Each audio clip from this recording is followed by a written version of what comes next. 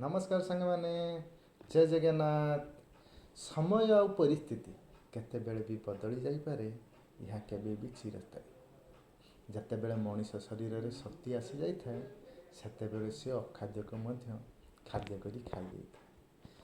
निज झील बयसर झील मानू जबरदस्त दुष्कर्म करी मजा नहीं। जेतेबेले अचानक भगवान ताको दंड दियंती ना ताको साहाय्य करने केही आसी नथा।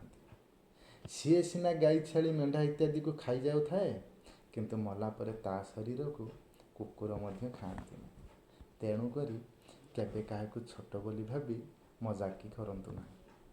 आपण आज शक्तिशाली हो पारती किंतु मन रखु समय मध्य आपणक ठारू शक्तिशाली। जीवन में निज शरीर को नहीं गर्व करुँच कि किंतु थरे आपण चिंता करिसंती मला परे आपणक शरीर कौन हुए बोली।